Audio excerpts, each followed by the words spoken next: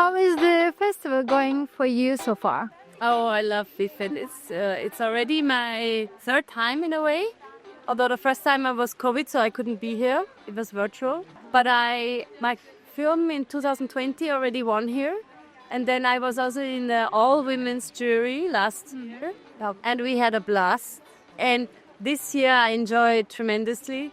Such a special place. It's so amazing. Kind of people you meet here. Incredible closeness with the audience and how the people feel cinema here and how political here are, and especially the many great women I met here. It's very inspiring, and this is really what keeps me going as a filmmaker, these kind of interactions. After the screening of Lay's Relation, we got to hear your personal impressions of the film. How did you decide to explore the connection between Lay's textiles and colonial history through these impressions?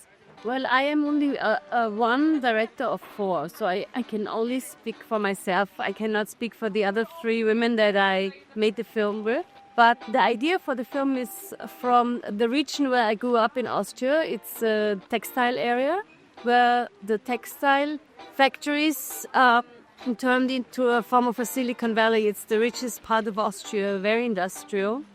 And after working a lot in other countries and on subjects that are far away from my home, me and my collaborator, we decided we want to do something closer to our doorsteps and look at the conditions for the wealth in our region. And then we started researching and scratching on the surface, and then we found all of these incredible stories going all the way back to slavery, which we had not had on our radar before. And so I think it has to do with looking closer to home and not only as a documentary filmmaker looking to stories far away. At times there is a Yoruba vibe and other times a Catholic one, bringing together two very different cultures like Nigeria and Austria. How did that create dramatic tension or dialogue in the film? Thinking about a culture where you go to church on Sunday and the bank on Monday and leaving your family at an early age. Well, yes, there is tension in the film, but the tension is also in the collaboration. And that was a very interesting process to work to filmmakers from Austria, from this Catholic, very patriarchal background, wealthy and safe, but also cursed with a kind of silence, because there's a lot of things we cannot speak about in the culture I come from. And the other two filmmakers come from a very strongly matriarchal society that you can really feel in them. They're very emancipated feminist women. It took us a long time to find the common story. And I think the tension in the team is also still there in the film. And this is not something that we deny, but we had to work through it and somehow go through this... Hey, hi. We call them the lucky cats in Austria, the ones that have the three colors. Really? Yeah. Oh, called lucky cats. My mother has one of which. Yeah, it was a very interesting process because I think the scars from colonialism are there, but they're usually not being talked about.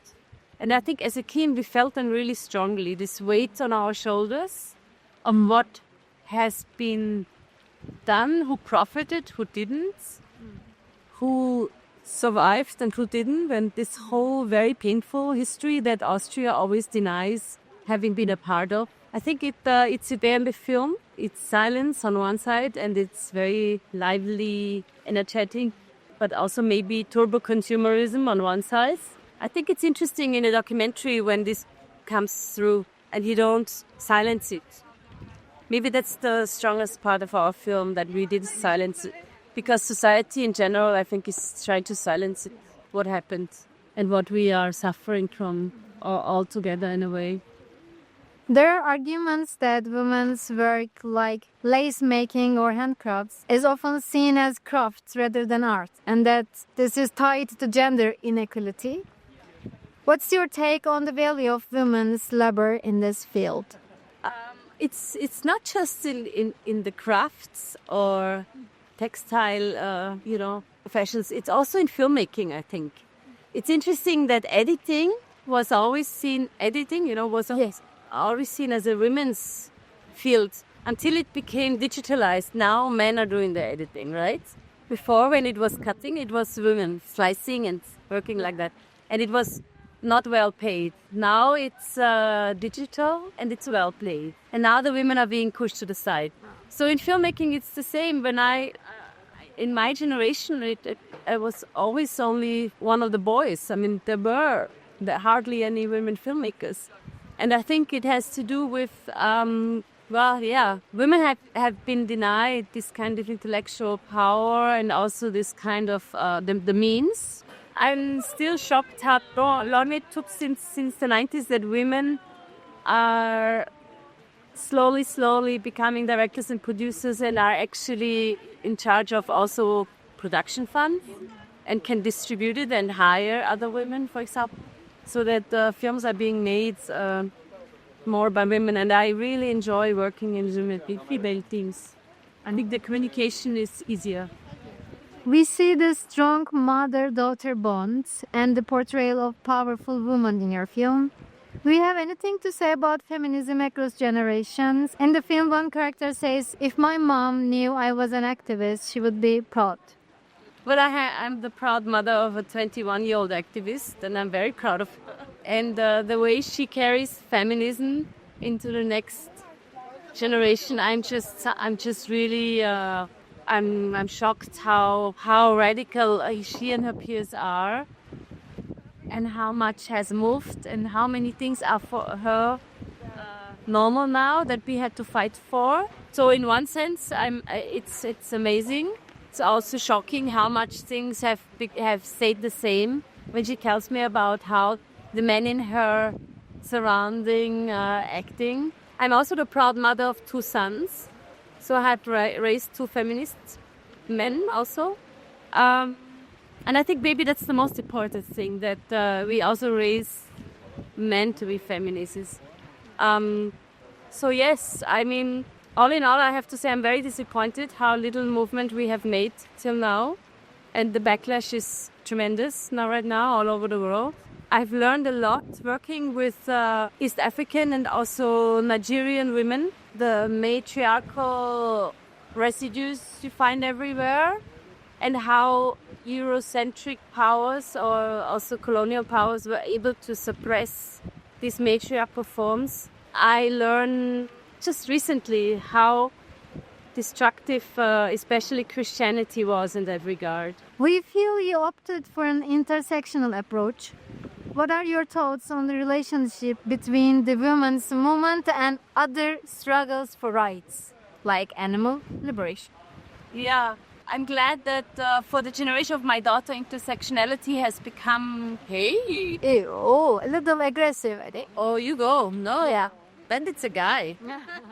For this younger generation, it has become much more part of their vocabulary and their language and their thinking.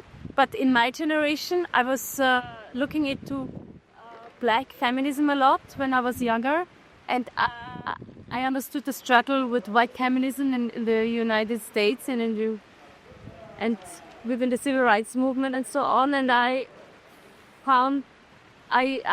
edited a women's reader about the riot girl movement in the 90s. And it was one of the early books in German-speaking countries that included like women in 1997, I think.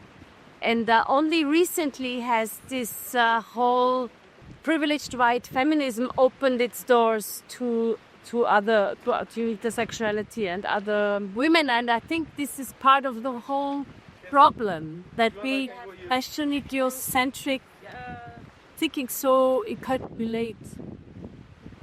And maybe we can also learn from Turkey more, because being also not admitted to white feminist elitist circles in Europe, there were maybe other ways, other feminist struggles here.